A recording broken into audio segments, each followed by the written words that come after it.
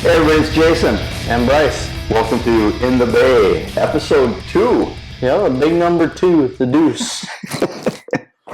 Well, we hope you enjoyed the first episode. I'm looking forward to tonight. We're going to get a little bit more technical content tonight. Yeah. Last time we kind of gave you an overview of what we're working on, but we're going to kick it off with a little bit of what's in the BackBay and talk about great designs in steel tonight. And then Bryce is going to close us out like last time. So let's start off with, hey, anything new with you, Bryce? Any revelations over the past week or two here? Or what's going on? Anything exciting? Well, other than we lost Ozzy and Hulk Hogan in the same week, that sucked. I got a new job offer, so I'm going to be transferring from another shop to a new shop. Kind of just couldn't really beat the offer they were giving me, so figured, won't know if it's the right choice till I make the leap. You can't tell if the grass is greener just by peeking over. You got to jump over and actually do it. So, well, good. I'm excited for you, and obviously, certainly, as always, proud of you as well for doing that. Thank you. I'm looking forward to hearing all about it as you take that next step and keep growing in your career. So, pretty cool. Yeah. Awesome. Maybe get some work too, right? That's the main reason too, is why I'm going there. There's a lot more work. A lot more work coming in. So awesome. Well, cool. So something I did new. So, again, as I've been doing all these different, learning all these different programs and systems and everything. Yeah.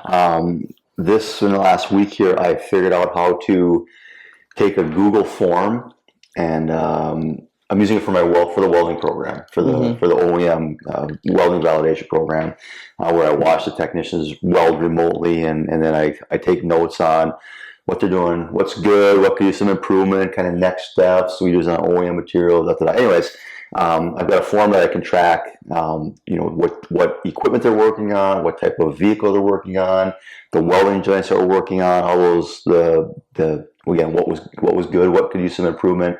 And then when I hit submit, it automatically puts it into a document and emails that report card to the technician, to the technician supervisor, and to me, without me having to do all three at the different times. All one single email.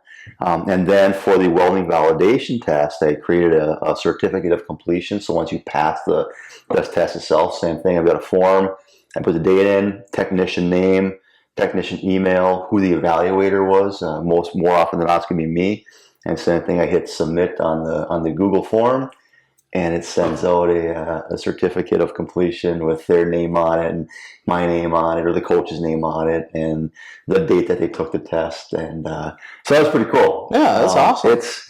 I tell you, all this automation and all the tools that are out there, it's blown my mind how much cool stuff is out there. So that's what I learned this week, and pretty jazzed about it, I guess, to be able to use it. So now I just need some more technicians to complete the welding program so I can put it to use. So I'm working with some shops out east. Actually, I have a welding test later this week, or a welding coaching session this week. So I'll send it to my first real welding technician on Friday. So we'll see how that goes. So awesome. Looking forward to that. So that'll be sweet. Yeah, cool. All right, so let's jump into this week in BackBay. And one thing that we posted in BackBay this week was, I've mentioned before what a fan I am of Great Designs in Steel. Fantastic event that takes place in Detroit area every year with vehicle makers and steel manufacturers. And recently they released the 2025 presentations. They make all of them available on their website. You can do a search for Great Designs in Steel. It's autosteel.org, I think, is the home address. But it's just easier to search for it. I can never find it on their website. But so I went through all the presentations, and I picked out some relevant ones, and I uploaded those into BackBay for all of the members that are part of BackBay, so they can go through and look at the materials that are coming on. We talked about the I also uploaded a previous presentation. I put the 2024 Blazer EV in there as well because there's good content in there. But I've uploaded the new GM, the Traverse and Enclave and Acadia. And those are a lot of vehicles that are very common, you know, because most people don't want to spend $60,000-$70,000 on a Tahoe or a Suburban, so they go for these because they are getting bigger, as you can see by dimensions and stuff just by looking it up. But they're a lot more budget friendly, and for as budget friendly as they can be. Yeah, well, obviously buying a new car, it's going to put a hurt on your pocketbook, but it's going to be more budget friendly than spending $50,000 instead of $75,000. And I've seen a lot of people, a lot of families go towards these because they are adding the third rows now, so you can cram a lot more crap and kids in there. So. We're going to dive into that a little bit more in depth here in just a moment. But there's also on the new VW buses coming out there, electric. I've seen. We've had a couple of those sold at the dealership already. They are cool, but they're wonky. They're a little wonky looking in person. You think they look wonky in the photos? They look more wonky in person. Cool. And then a few other vehicles as well. So let me pull up the presentation here on the body structure efficiency on the D-segment crossover architecture. It's a lot of fancy words right there. 2020. Here's what we need to know, right? 2025 Chevrolet Traverse, GMC Acadia, and Buick Enclave. So this was presented by senior body engineer Jinhoo Wang from General Motors, and so this is kind of a sample of the types of content that you see in Great Design Steel. In addition, there are certainly some that are much more PhD level testing and things like that, but I like the vehicle overview certainly because again I like to think about how it's going to impact the collision repair. So I'm just going to flip through here and get to the 13th page, I believe, in here. I love these charts personally. These kind of ghost view of the vehicles. So a few notable things. Only 18% mild steel is being called on here. And kind of again in the areas that we're going to typically find mild steel in today's vehicles. Yeah, the outer A-pillars, outer rockers, the quarter panel. 39% is labeled as high-strength steel. Again, in locations where you'd think, some lower rails now, a little more structural type parts on here, the roof kind of tying things together, the floor tying things together. As we kind of keep going clockwise here, we also have advanced high-strength steel. Now, the thing I don't love about when we just call out advanced high-strength steel is that can mean so many different things. Oh, yeah. Is it a lower-end advanced high-strength steel, or is it a higher end? Because they're going to have repairability issues depending on that. Depends on how, what they're made out of, and that's pretty much like if you can even move it or if you have to just replace it no matter what. Yeah, exactly. If you can't repair it and then it requires replacement, you have to know what that MPA is more than advanced high strength steel or dual phase. We need to know that tensile strength part of it. Keep moving around here. 13% ultra high strength steel, Martin Civic type of steels that we're looking at here, and then 5% press hardened steel and Gen 3. And we're going to come back to that Gen 3 in a moment because this is one of the first vehicles I've seen that's employing a Gen 3 steel, and it means it's pretty interesting, I think, when you get down to the science part of it. So we're going to go a little bit further ahead and here's some more additional pieces here. They've added some additional MVH type steels in here for the floor for some areas on here. Get some more testing on here. Crash impacts. A single piece crash ring. So in the past, the Enclave, Acadia, and Traverse all had slightly different designs. There was some shared parts between the Enclave and Traverse, but a lot more parts that were made of different content. Now the new generation, it's all using a single piece that they're sharing across that platform. Okay, so let's talk about this. I mentioned that Gen 3. So on the B pillar changes for this vehicle, there's a few things here. Most notably, if you look at this upper B pillar, The outer reinforcement is what this is. So we're not talking about the outer. That's a mild steel part. We're talking about the outer reinforcement. One of two reinforcements on here. First thing is this 1.8 millimeters thick. That's pretty thick. Yeah, that's some heavy. That's like 14 gauge material. That's some big heavy duty stuff, man. It is. And then right below that, we've got some 1.4 millimeter steel, and then below that, it's more 1.4. But the material on the bottom is HSLA, so it's a lower strength part, but again, still really high strong. strength, low alloy. Yep. When we start getting into the next part of that reinforcement, with 1.4 millimeter, that's a DP material. Again, we don't know if it's DP 500, 600, whatever, but we know it's a dual phase material. But then when we get to the top of that, we're looking at retained Austin type Gen 3. And this is the first Gen 3 vehicle, or first application of Gen 3 steel that I've seen. Now, there may be others, and I may have missed it, obviously, but this is a kind of a significant point. So this is just the first one you've come across. This is the first one I've come across. Yeah. Yep, correct. Not to say that there aren't other ones out there, but... Oh, yeah, of course. But there may not be either. So let's talk about Gen 3 steel. So this chart that we're looking at here is a newer version of a chart that we've used for many, many, many years.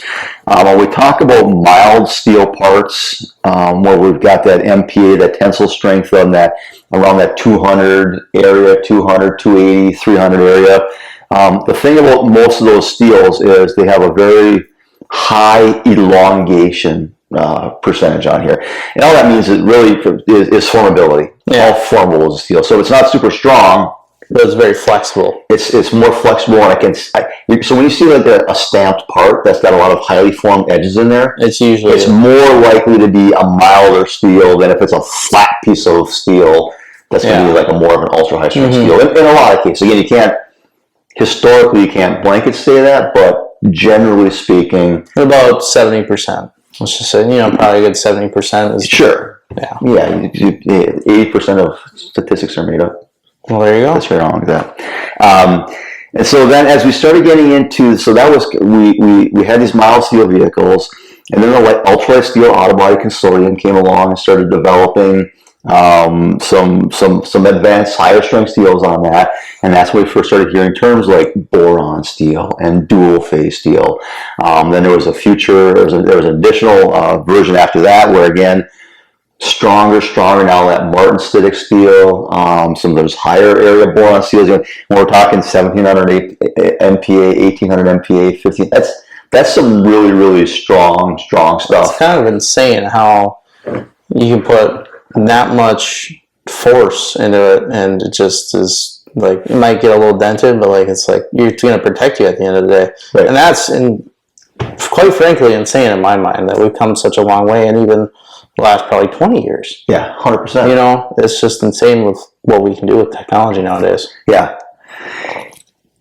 So those higher tensile strength steels, the downfall was they weren't as formable, right? So I couldn't use them for design features. The engineer couldn't use them for like a design feature because it didn't have that formability.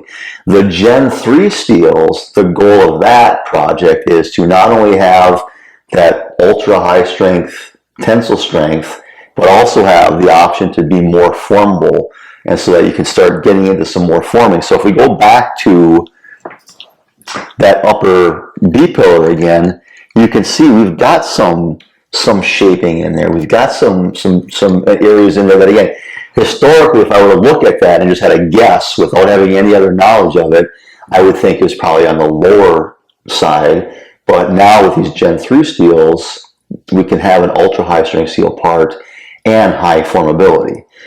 What that means from a repairability standpoint, I'm not 100% sure. But again, because it is an ultra high strength steel, it probably is going to be sensitive to heat. We're not going to be straightening if it's damaged.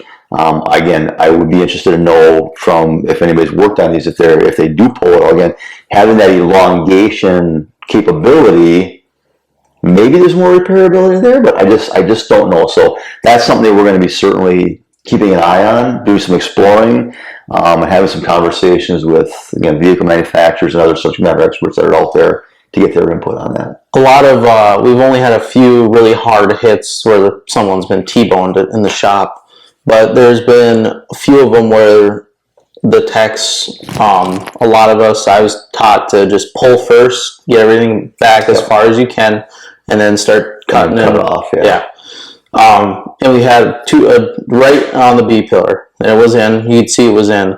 And we actually put it up on the rack, and I don't remember, it was a traverse of some sort, but it pulled hard, very, very hard. It was very, very sketchy. Yeah.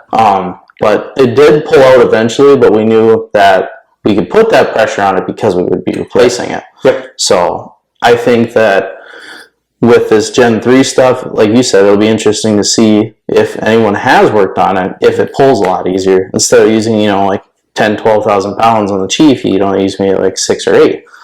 A lot less sketchy, a lot less nerve-wracking. That's what I hear. Yeah. And that's what I'm excited for. Yeah. So Cool. Okay, so I also want, because it is a 2025 vehicle, I want to see if there are procedures for it, which there are. Mm-hmm. I can tell you that, like, we were looking at those lower rails and the upper rail before, no sectioning on the front, lower or upper, although there is a partial part replacement kind of at the cowl for the lower rail, and then they can replace the stub that kind of comes after that goes underneath the floor as well. But I really was interested in looking at this Gen 3 steel that they're using on top of the B-pillar to see what they're doing. So again, no sectioning on this reinforcement certainly, but they do have a complete part replacement procedure for that B-pillar, and again, that is the outer reinforcement, so not the outer panel, but the outer reinforcement, the secondary layer that's in there. So we're drilling those spot welds. Again, I would probably use a belt sander, I think, in a lot of cases to remove this. But then when I get down to the installation procedure, the bottom, not a big deal, right? Because we already know that's a lower strength steel that's down there. So making 8mm plug welds to weld in that inner reinforcement rock. You have a better piece of mind. But on the top, they're also calling for drilling 8mm plug weld holes. So now we've got this Gen 3 ultra high strength steel.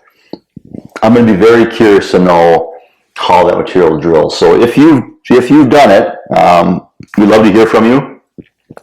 Email me at jason@collisionproassist.com or post a comment on Collision ProAssist. Right in BackBay. Well, they may not be in BackBay. Well, if they are in BackBay, certainly put that in the tech-to-tech area or somewhere, and then we'll find a place for it. We have to have another meeting to kind of figure out some navigation there. I think I want to do a little bit of cleanup in there at some point too. So, but that said, again, if you have worked on one of these vehicles, I would be interested in knowing how does it react. Is it incredibly difficult to drill a hole in it? Is it incredibly difficult to straighten? Does it have a little bit more? I don't want to use the word straighten because again we may be cutting, straightening through a replacement. But how does it pull? And then again, when you're trying to put 8mm plug weld holes in here, how difficult is it? So I'd love to hear from you and get some input from you. Yeah. Cool. I think another good one that we could work on or look into would be the new generation Equinox too, because that got redesigned too in 2025. Okay. So not only the Traverse, Enclave, and Acadia, but we should look at the smaller ones too, because those a lot of people buy. Lots of those. Tons of Equinoxes and not Encore because that's the Trax. Terrain. Yeah, GMC Terrain, and then I don't know what the Buick one would be. I don't even know if Buick has one like that anymore. I'm sure they do. We'd have to look into the specs of it. But the Cadillac, what is it now? XT6? 5 or 6. 5 or 6. There's too many. They've changed too many things. But I think that's another high consumer car that we should look into 100%. And take a look at what the let's do it. Yeah, we can do that. Yeah. We don't even have to ask anybody. I know, we can just do it. Do we want. But we do want their input. Oh, yeah. If there's something we want to see. Obviously, if there's vehicles that you guys run into, just up here in our neck of the woods, that's what we run into a lot, is a lot of Equinoxes, tons of RAV4s, your Highlanders, a lot of your smaller SUVs we run into a lot of up here. and that's just because we deal with our 2 snowstorms a year here. But and we name them in Green Bay. Yeah, we have to name the them. Local news station embarrassingly names snowstorms around here, and if we get a few inches, it's like the dumbest thing of all time. It's embarrassing because from the UP, like we get a foot, 2 feet at a time, and we still go to work and anything. You don't name them. Yeah, we don't name them. Just be like, oh shit, we got another 2 foot of snow I got to clear when I get home. So here it's March, middle of March, and snowstorm Eldon hits. We start with the A, and we don't even get to the B's ever. It's crazy. But I hope that this winter we actually get more snow, because the last couple winters we have not gotten snow, and that has affected the workflow around up by us. When there's no snow up here, nobody likes to crash their car. Well, not nobody likes to crash their car, but nobody crashes their car because it's just like you're driving on concrete. Yeah, you get your bursts when you get the snowstorms, but snowstorm maybe once or twice a month in the winter would be great. Drive pavement doesn't help collision repairs. No, it does not. Well, if people are looking at their phones, then yeah, but fortunately, yeah, too many of those too. Unfortunately, and unfortunately, but luckily, a lot of automakers are doing the automatic. I think I've seen a couple on the new GM trucks. They have an automatic like silent mode, where it'll take a phone call and phone call only through your dash or like on your wheel, so you can see who's calling you right down in your speedometer. So I love advanced safety tech and stuff. Yeah, we do see a lot of obviously because everything's so new. You have a lot of problems with it. Not like massive problems, but like you get a short here that shuts down this camera or something, and then we're left to deal with it over in the body shop because you guys do you guys fix mirrors, right? Yeah. So it's just an ongoing process. It is always something. It is always something. Well, cool. We'd love to hear from you. If you want to send me an email, Jason at Collision Hub. I miss you, Kristen. CollisionProAssist.com. Jason at CollisionProAssist.com. Right here in the bottom. And we'll be back for episode 3 in the not too distant future. And Bryce, you got any final words of wisdom for us today?